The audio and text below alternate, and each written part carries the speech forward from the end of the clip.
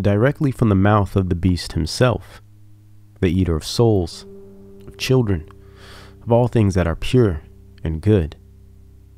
Now, whether one believes Crowley was a successful magician and sorcerer, or just some heroin-addicted, sex-crazed pedophile that liked to play dress-up, Aleister was a forerunner for the dark awakening of the 20th century, the new age that has been rapidly taking shape since around 1963.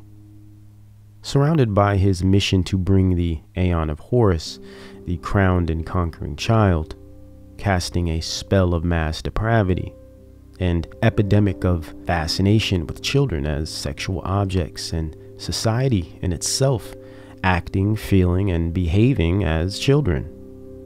Impressionable, curious, yet vile, perverted, and demented.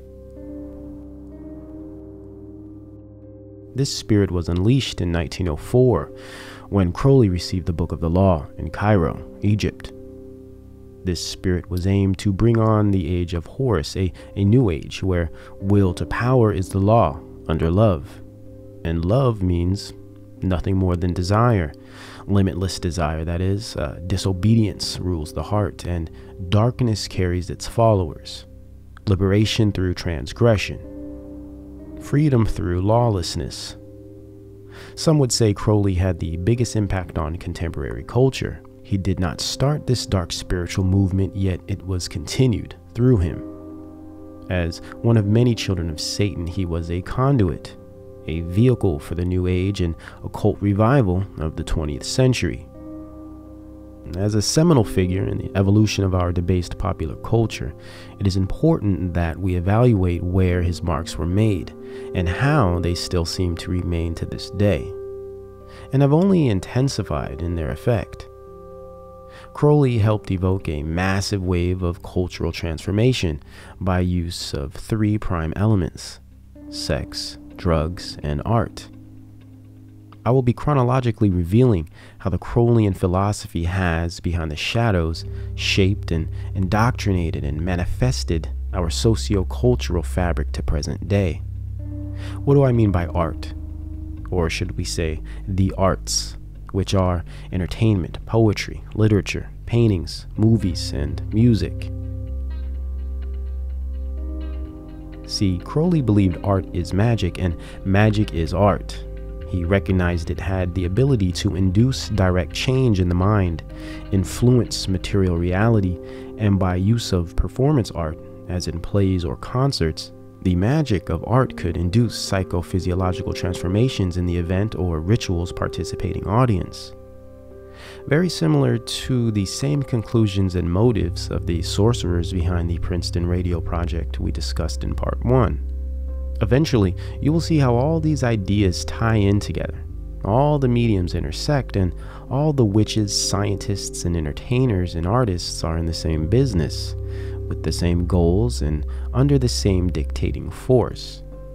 Whether they realize it or not, the show must go on. Though Crowley is oft celebrated as a rebellious enemy of the status quo, he in fact was an heir to an aristocratic family. His parents were members of the Exclusive Brethren Order, a high-level sect of the Plymouth Brethren, an occult Quaker order of Gnostic Christians. He also attended the elite school Trinity College in Cambridge. Yes, the same school pioneering which John Dee attended. Crowley had very deep power elite ties and always worked for the engineers of society. As a deep agent of MI6 and confidant of Churchill and well-known statesman in many Masonic lodges, Crowley's ideas and presence left indentations throughout the earth, inspired many men in high places, and helped develop a dark awakening that would change the world for generations to come. What is important to understand here is not so much the abilities and actions of Crowley himself, but the value system that he advocated, the culture, the spirit and worldview that he embodied. The same value system, that same spirit, has echoed throughout the decades, though changing its tones here and changing its wardrobe and tempo there. It has always remained, lingered, festered even. It has grown on the back of society like a wicked fungus, as we now find ourselves dead center of a new age and aeon of Horus. But how did we get here?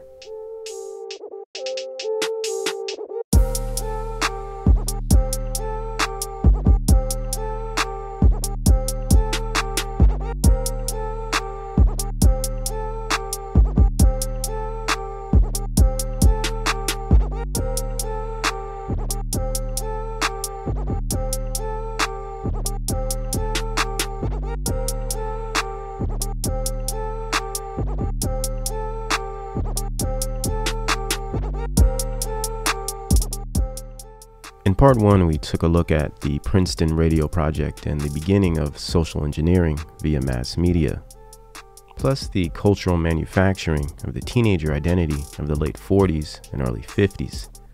This brings us to about 1953 in our timeline.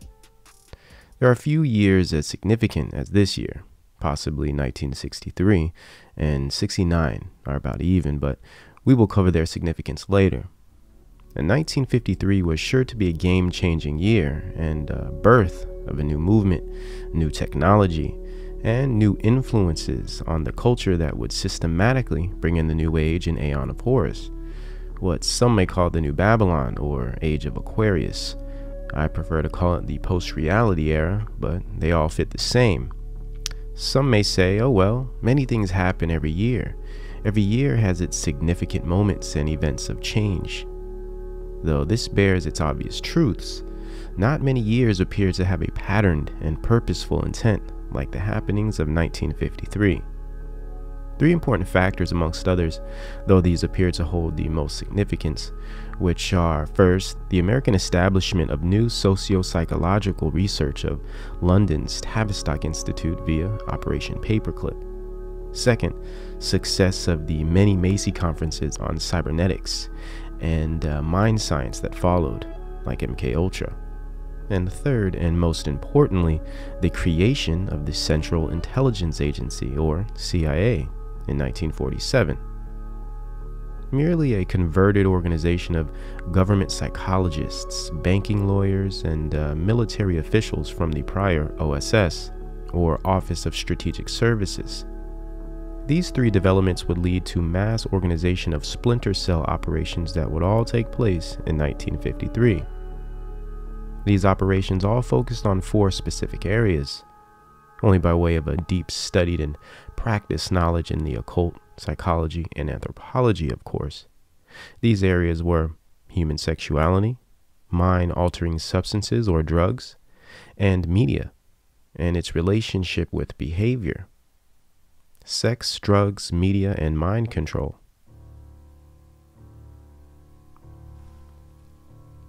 First, let's start with drugs.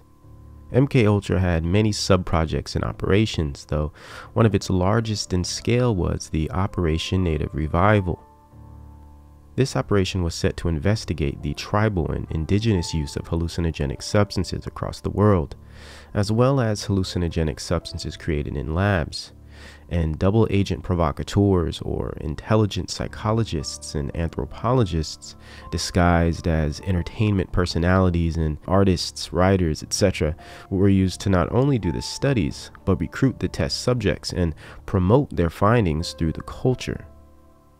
In 1953, Gordon Wasson, the man who coined and popularized magic mushrooms, voyaged indigenous parts of Mexico to promote mushroom use and ancient beneficial properties of psilocybin under MKUltra Subproject 58, which was later promoted by the typical Time Life magazine group in 1957.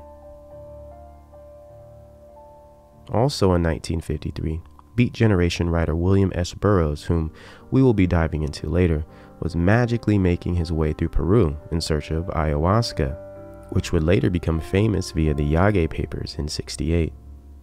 Oh, and guess who mysteriously happened to try mescaline for the first time in 1953?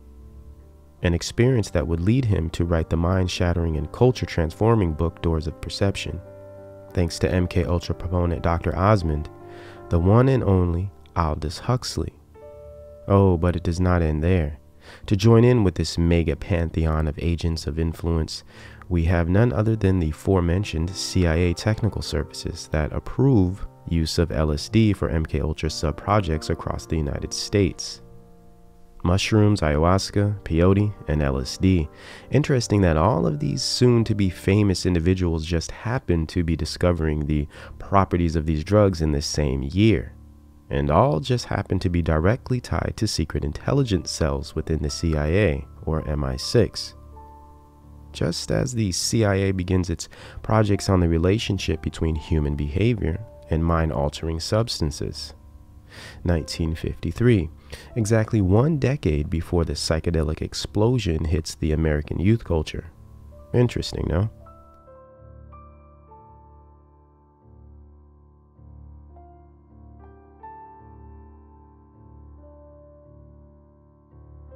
Next is human sexuality.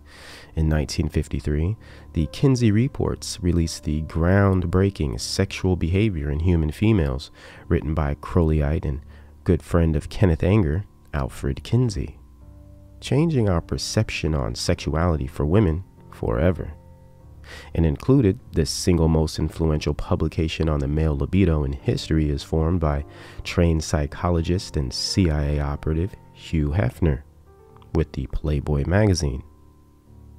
Ron Jeremy is also born this year, one of the most famous pornographic actors to date. These two would go on to form a wrecking ball in the American moral establishment, damage we are still sustaining today. In media, well, Alan Watts, another key New Age figure we will be going into later, starts his mind-bending mystic philosophy program on the Infinite KPFA radio station in 1953. Setting the tone and preparing the conditioning of a soon-to-come counterculture, New Age worldview. And possibly most grabbing is the introduction of the color television, right in time for the surge of Hollywood and entertainment that brews in the dark studios of Southern California and New York City. Should we also mention that the same year, and oh so conveniently, Mega Food Corp Swanson released the American staple meal, the TV dinner, opening up the new market of convenience food, all to make your life easier and keep you in front of the television as much as possible, even while you are eating.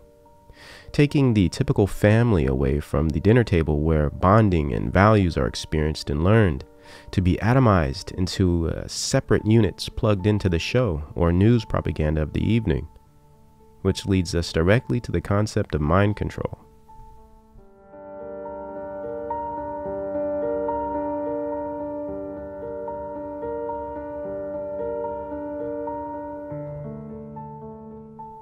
In 1953, Ron L. Hubbard, after splintering from Crowley's OTO, starts the infamous Church of Scientology, one of the largest and most successful science fiction cults to exist. At, and yes, the same time as the CIA sponsors the Robertson Panel to discuss the reality and possibilities of a UFO threat to national security in 1953. The follow-up panel to the previous Air Force-sponsored UFO studies, the SIGN program and the Grudge program under the Project Blue Book umbrella, setting off the early stages of mind control that would eventually lead to the socially accepted belief in outer worlds, galaxies, and foreign life forms, and ultimately, the Great Alien Deception. So when we clearly see that the intelligence operations regarding drugs, sex, and aliens were being researched and developed pre-1960, even within the same single year, it does not make it difficult to understand the rampant evolution of these concepts found in society today, and why those whom have little to no knowledge at all on this history would call you crazy or loony for questioning it.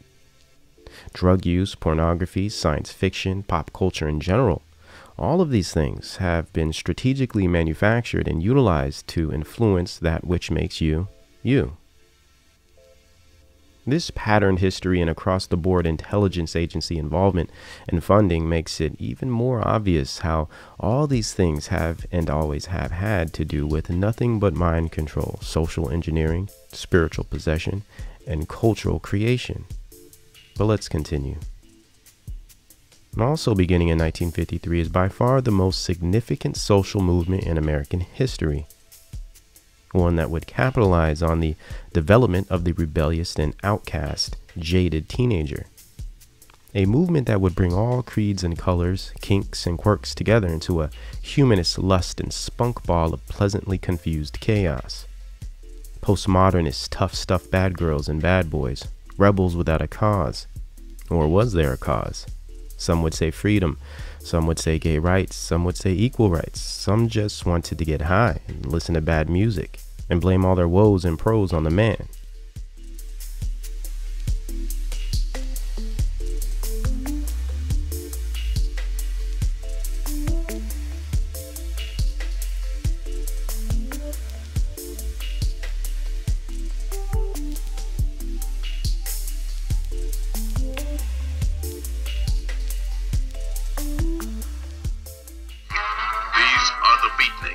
The defiant young, coming from every walk of life, wrought with suppressed emotions, and mocking the everyday course of modern society, intent on striking back as they wage a battle for their right to be heard. Getting pushed around so long, you start pushing back harder and harder. You get to like it. You feel like somebody. This movement of rejects and rebels were moreover addicts and narcissists, plagued by idealism or the obsession with things being equal, with life being fair, as if one is owed a fair and ideal experience on earth from birth. Similar to the SJW movement we are witnessing today, the Beats suffered a pathologic angst that fed on their minds through their destructive and malignant culture. As a base philosophical worldview, they were a postmodern movement. They practiced and preached postmodernism. What's postmodernism? Well, it's essentially the perspective and value system of the liberal or libertarian New Age. There is no objective truth. God is most likely an alien planet somewhere or a giant cube in outer space. And that's if God even exists. We'll have moral relativism, non-aggression theory, sometimes a little scientism, sometimes a little pagan spirituality. Pretty much anything goes in postmodernism. Whatever floats your boat or sinks it is okay and accepted, as long as it agrees with postmodernism. You will find materialism, humanism, and mainly an utter disdain for anything Christian. Anything with a strict order, categorization system, form, rules, maturity, and objective moral law. Postmodernism aims to deconstruct thousands of years of a developed Western worldview. It is the acceptance of insanity as sanity. Beginning in collectivism, unity, love, human rights, etc., and then ending in transhumanist technocracies and global police states. Recognizing that the most influential youth culture in Western history was founded in such a worldview and set of values makes it quite easy to see it blatantly dripping through our culture today, and playing right into the hands of the mono-state, as the synthesis needed to manufacture the monoculture of one people, no truth, and surely no God. No God of any authority, at least. In postmodernism, the self is the authority, which actually means the state is the authority, since the state indirectly controls the self via mind control techniques and spiritual possession by way of ego manipulation. Hence the Beat Generation, the first major movement of postmodernism that would shape the next 6 decades into the post-reality era land of Caitlyn Jenner and Donald Trump. What is important to recognize is the main headlining figures of the Beat movement. In its early days, pre-1963, there were the headliners Allen Ginsberg, Jack Kerouac, and William S. Burroughs. Yes, Thompson and Cassidy are important as well, but they will play into the story a bit later. Before we go into these dubious characters, we must remember that they influenced millions over the years and still have a huge impact on culture to this day, especially academically and in the university system. When one mentions the idea of culture creators or agents of influence, very few names match up to the prowess and hypnotic nature of Ginsberg, Kerouac, and Burroughs. What's also important to remember is what they shared in common, what fueled their engines and comprised their values. Things like drugs and addiction, depression, and even insanity. Both Burroughs and Ginsberg spent time in psych wards. In fact, Allen Ginsberg spent most of his adolescence visiting his mother in mental facilities, which she eventually ended up committing suicide in. Both Ginsberg and Burroughs were erratic homosexuals with a twisted and depraved sensibility that fell all throughout their writings. For instance, the piece that brought Ginsberg to fame in 1956 and blasted like a late-night marathon for months on the KPFA radio station was his piece Howl. Simply a homoerotic fit of a poem that would only come from a very dark and disturbed individual. Yet it was praised, heavily promoted by establishment-funded liberal media outlets, and a new movement was formed. Or Burroughs' perverted, heroin addict bloodlust novel that made him famous called Naked Lunch. Burroughs was by far the most depraved and borderline psychotic out of the entire Beats movement. In fact, he shot and killed his own wife on accident when bat spit high on a drug cocktail and saw no jail time at all. Some documents say within his famous Yage Papers, a book of letters he wrote to Allen Ginsberg in 1953, that he killed a man while on his Peru expedition looking for ayahuasca. Burroughs represented the repression of a sick civilization, a leader of an existential insanity that was being promoted at the time, and would continue to be promoted for the following generations. Yes, Burroughs was merely a bored and butthurt trust fund kid with deep-tied intelligence connections. Some believe he was sent to gather data on ayahuasca by CIA co-founder himself, Wild Bill Donovan.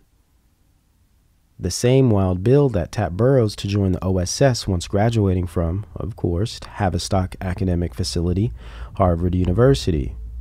When one figures he became famous once he returned from Peru and helped spawn a massive drug culture that would develop to the end of the century, things seem to be all too clear. So where does Crowley fit into all of this, aside from the shared interests in heroin and gay intercourse? Well, it is known that Burroughs was an avid occultist, obsessed with magic, Hermeticism, and even Scientology. Burroughs was a witch in his own right, a follower of the orgasm-obsessed Freudian psychologist Wilhelm Reich, a Scientologist and supporter of NAMBLA, North American Man-Boy Love Association, the same NAMBLA that Allen Ginsberg was a staunch advocate and registered member of.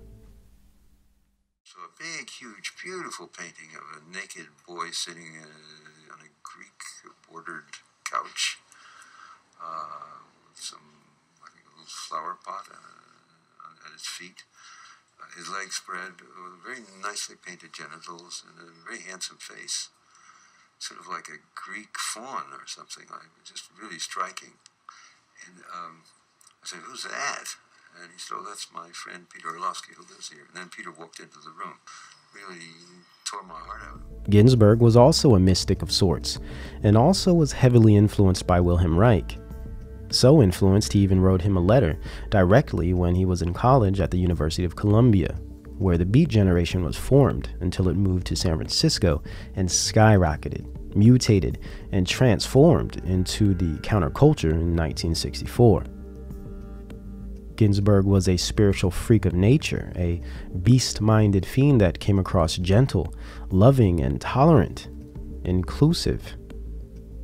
What ties Ginsberg into Crowley, aside from his Crowleyan sidekick Burroughs, was his connection with another seminal figure in the Crowleyan spiritual movement of the mid-20th century, and that was Harry Everett Smith.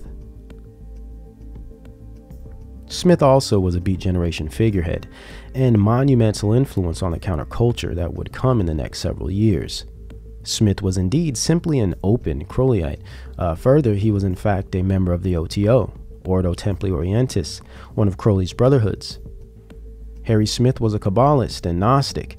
In fact, he utilized both to cast a spell on society when he ritually designed and released his anthology on American folk music. Said to have been the single album that jump-started the folk and blues music revival that would carry the 50s and play as the foundation of the psychedelic rock era. Ginsberg was a close friend of Smith. In fact, they both attempted to make the Pentagon levitate with an early punk band called the Fugs in an anti-establishment sacred ritual, though it appears they were unsuccessful. Harry Smith was raised by parents who were both in the Theosophical Society. His father was also a high-level Mason. Obsessed with Enochian magic, we find Smith's connection to the work of John Dee and his magical effect on society through his witchcraft-laden folk anthology album. I guess it wouldn't be a leap of the imagination to accept the idea that he was a huge influence on the career of Bob Dylan, one of the devil's very own and beloved workmen. Smith introduced Ginsberg to many dark aspects of the occult, and Ginsberg was receptive and giddy. He mixed these rituals with drugs, sex, and profanity that filled his poems. Ginsberg was a Boar's Head Society member at the Columbia University under the Frankfurt School Liberal Arts Department tutelage. Columbia of New York was where the Frankfurt School actually received its start in American education in the 1930s. Ginsberg and crew were the perfect twisted bunch to help indoctrinate the masses with their blind zeal, shared perversions, and diluted perspectives, and overall hatred for Christian morality. Postmodern communist sympathizing, alternative lifestyle vanguard was Allen Ginsberg, the Aleister Crowley of academia, a witch in teacher's clothing. Worked for a long while in marketing research, doing statistical work determining what kind of minds you have. Ginsberg and the Beats liked drugs, and they despised reality. They were looking for something more, something deeper. So it is no surprise they were big fans of Aldous Huxley, who was enjoying his book Doors of Perception fame. And with assistance of Tavistock Institute of London and the Central Intelligence Agency, he developed a mind control program called the Human Potential Movement, which would be the ticket that brought the hippies, or at the time hipsters, together with the Beats and along with all the other fringe New Age groups to create the counterculture. But Huxley needed a location, an escape venue, a school even for this movement. So in 1962, the Esalen Institute was started, a spiritual resort facility constructed on an existential voyage into reality and postmodernism of French and German psychology, psychological theory, mixed with Eastern mysticism and the humanities. What bridged the gap was Michael Murphy of Stanford University and the Beat Generation celebrity Richard Price, who would be one of the first Beats to join the Institute, and along with him came Ginsberg and all the rest, together to form a new humanist liberation front based on love, insanity, drugs, and promiscuity. The Epistemology Center for the New Age and premier drug-based mind control project of the CIA under Operation MKUltra, and only the groovy, hip, and far out were invited.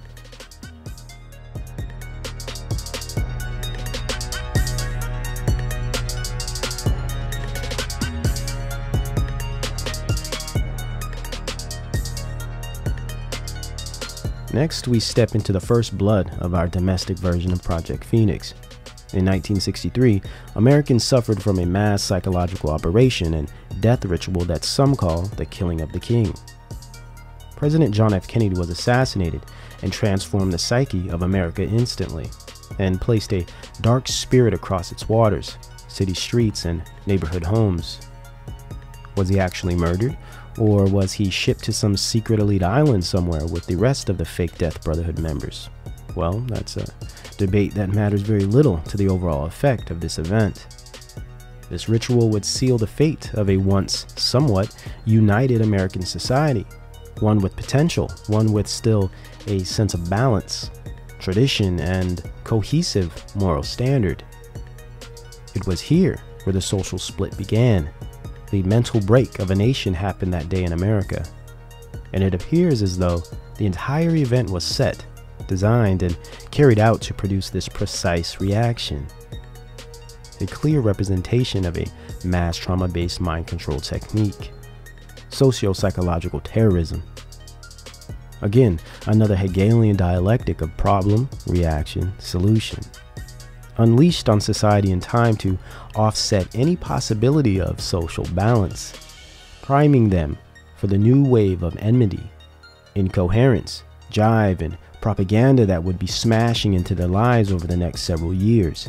A battlefield of civil rights was taking its shape.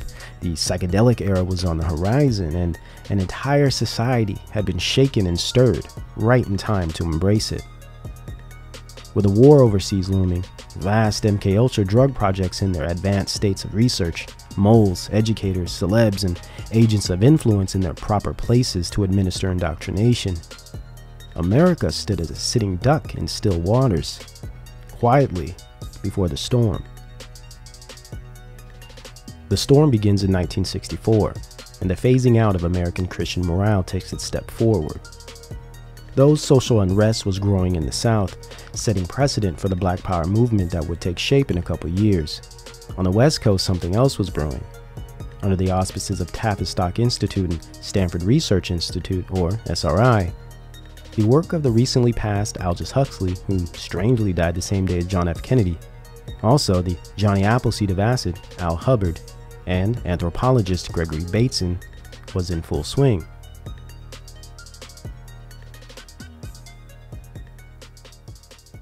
The Human Potential Movement via Esalen Institute promoted the doctrines of Gregory Bateson and Gordon Wasson's native revival projects and normalized hallucinogenic drugs and mood-enhancing substances to the Beat Generation and its followers.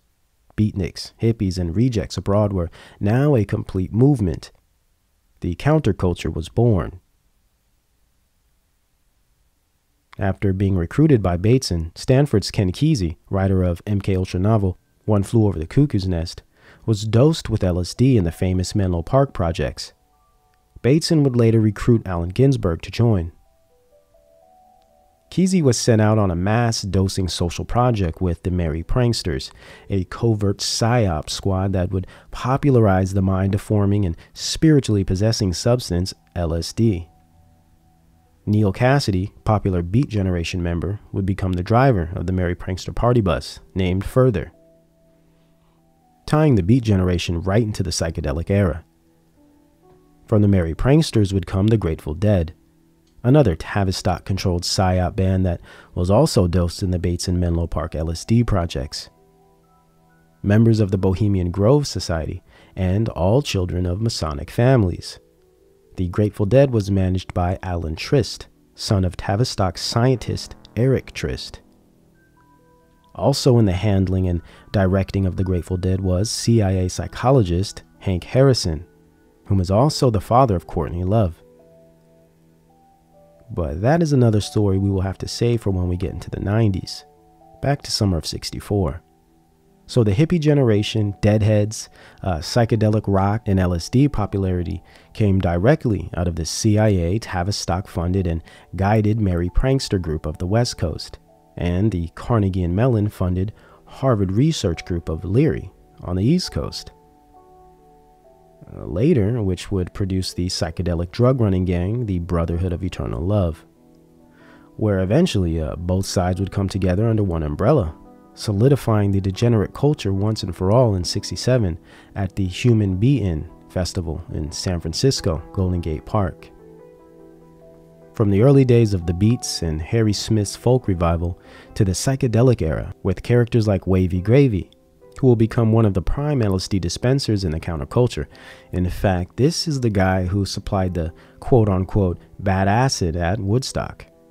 Along with Wavy Gravy would come the most infamous of the bunch, though Al Hubbard, and not to be confused with L. Ron Hubbard of Scientology fame, might have pushed more physical LSD, but Timothy Leary sold the culture of LSD. He sold the worldview of the hippie generation. He embodied the spirit of freedom through rebellion that defined America at the time. An open CIA operative, psychologist, and Harvard man, Timothy Leary was a devout Crowleyite. In fact, he openly explains in many interviews how he felt he was continuing the work that Crowley left off when he passed. Harry Smith surprisingly stated nearly the same sentiments, both continuing in the great work of the Beast and contributing to the destabilization and spiritual possession of humanity.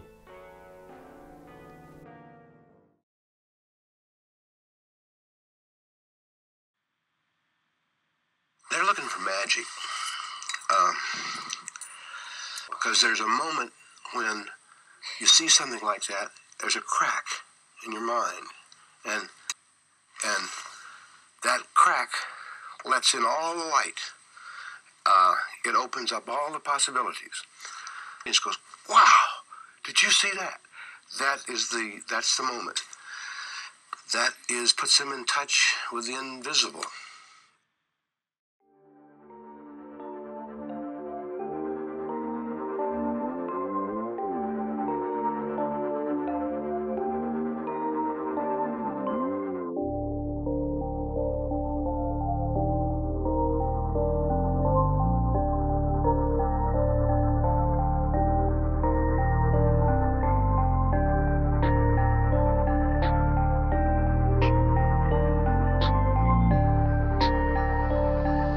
Share